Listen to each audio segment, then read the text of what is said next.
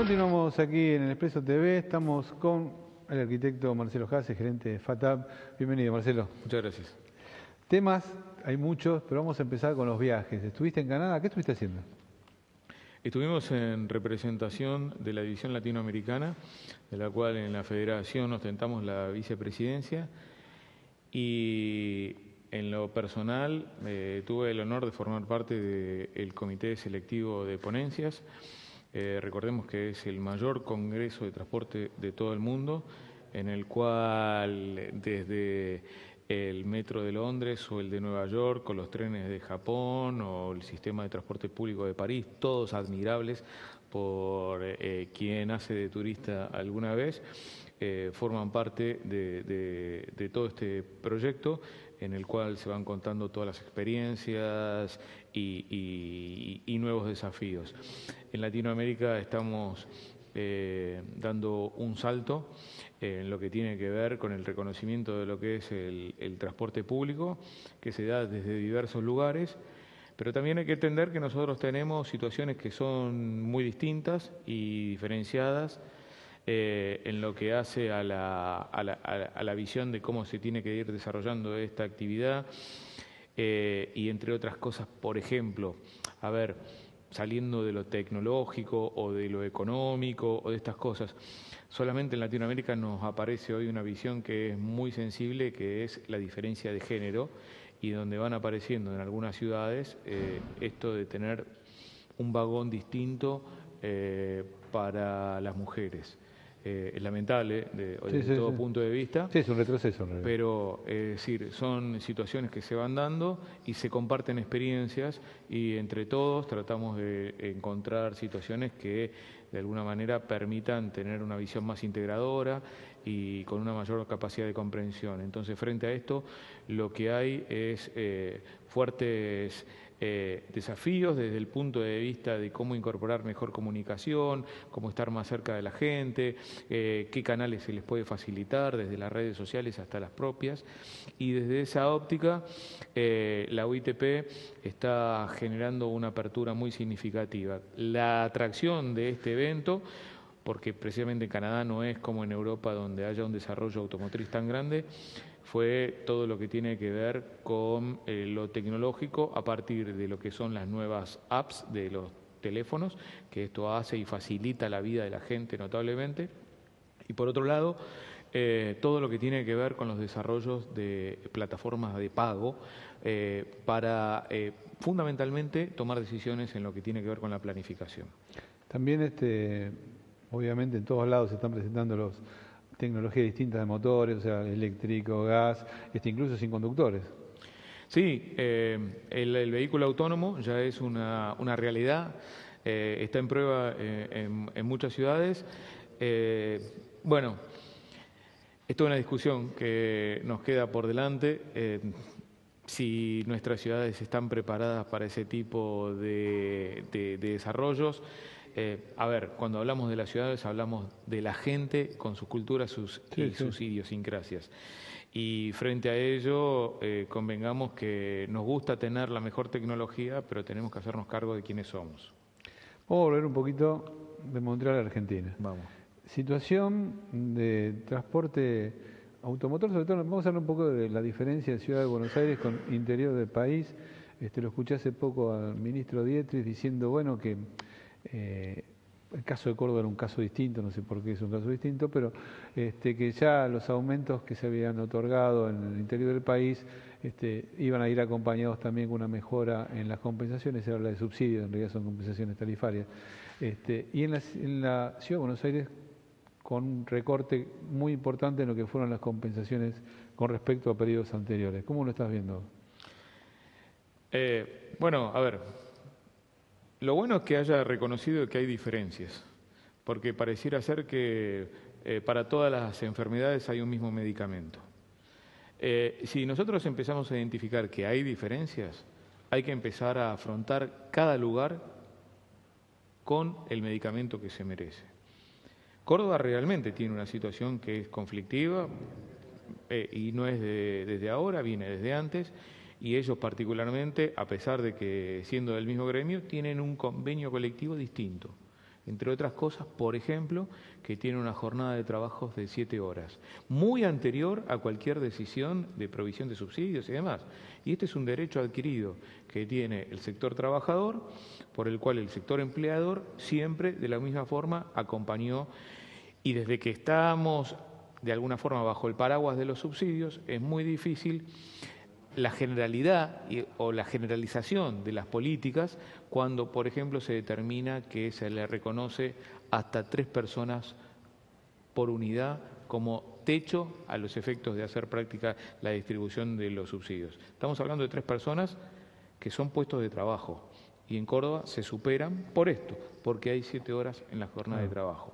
Esto hace realmente una diferencia operativa en lo que tiene que ver con la puesta en valor, con los derechos que ellos tienen allá, pero si lo trasladamos, como me decís vos, a la ciudad de Buenos Aires, a los efectos de hacer prácticos estos subsidios, el gobierno distingue 2 situaciones y lo sigue sosteniendo, que son: para los que viven por fuera del área metropolitana, se les aplica las compensaciones complementarias provinciales, que se denominan CCP, y para los que viven en Buenos Aires, el régimen de compensaciones complementarias, que es el RCC.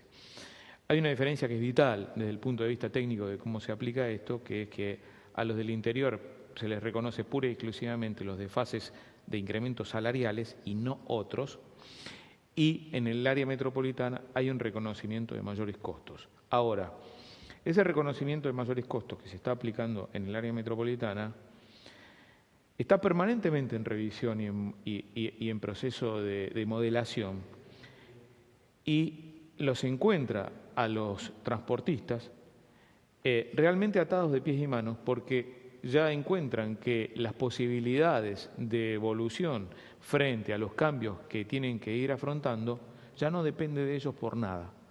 Y en ese acompañamiento, lo que no se conoce es el trasfondo de hacia dónde quiere ir el gobierno con todo el desarrollo de la infraestructura que está avanzando a pasos agigantados, mucho más rápido que lo que es el abordaje de la gestión del sistema de transporte integral. Hay que hacer una pequeña pausa.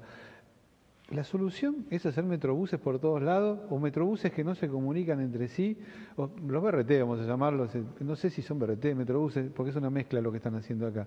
¿Esa es la única política de transporte? Un BRT es un sistema donde hay buses que son troncales con otros que son alimentadores. Está diseñado, no está hecho. Exactamente, y no se va dando por donde vos tenés la posibilidad de una arteria que te lo facilita o te lo permite, o un intendente que va queriendo esto porque lo ven como la modernidad de América. No, es todo un acompañamiento que va sobre un soporte que se llama ciudad y que tiene una realidad en el cual el uso del suelo es concurrente con las políticas de movilidad.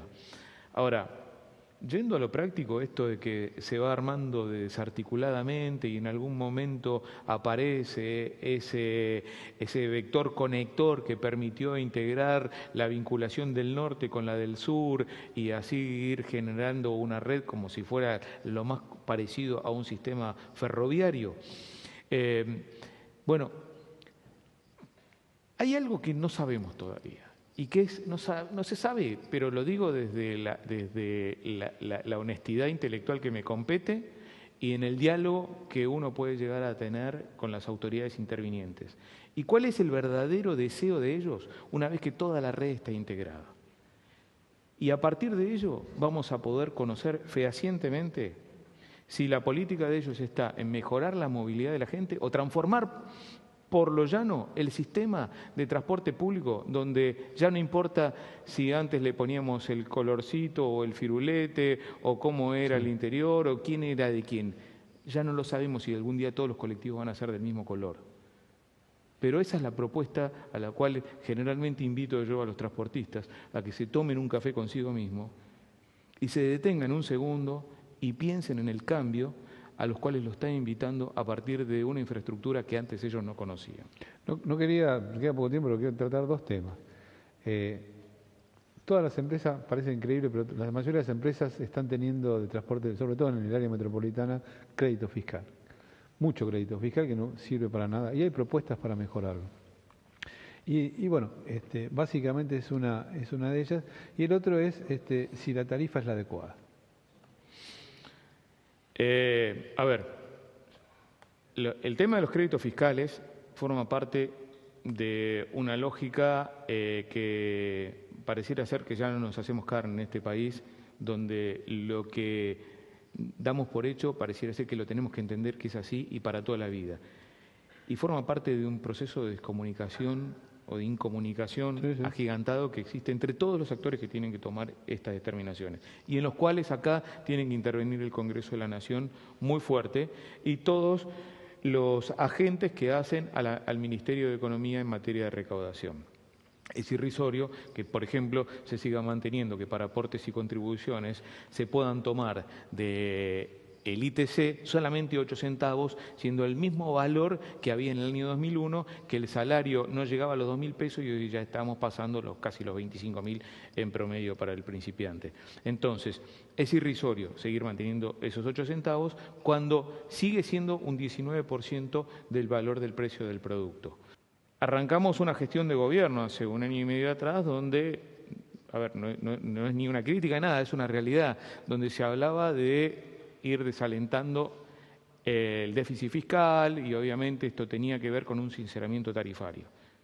Pero fíjate, frente a un atropello mediático, a alguna voluntad mediática en la cual cuestionaron cuánto podría llegar a costar, porque se deslizaron para principios de este año y fines del año pasado algunos montos, automáticamente el gobierno decidió dar marcha atrás con esa transferencia de lo que era un incremento en la tarifa y hoy hay que sostenerlo esto de alguna forma económicamente.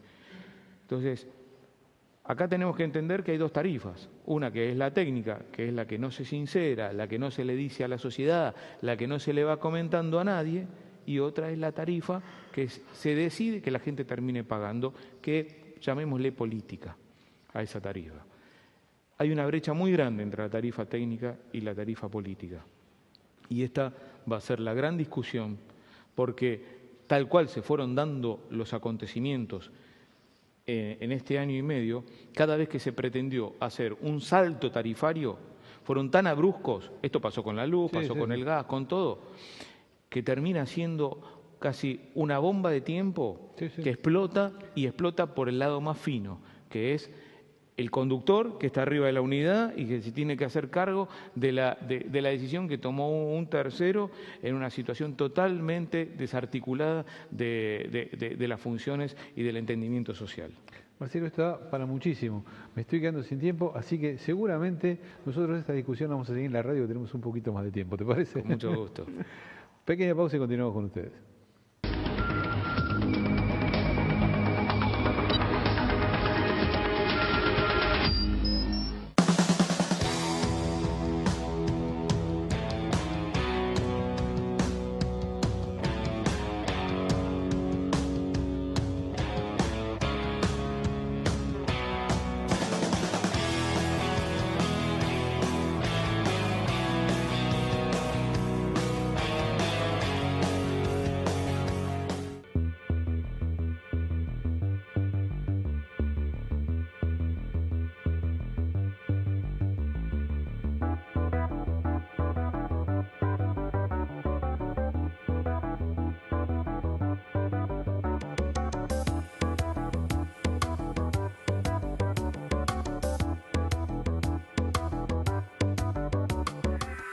Colcar, concesionario oficial Mercedes-Benz.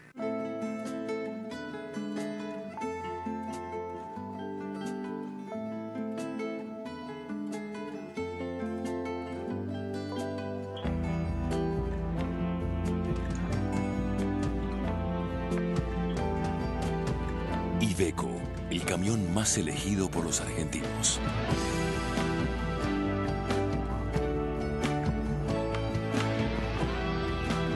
Iveco, el camión.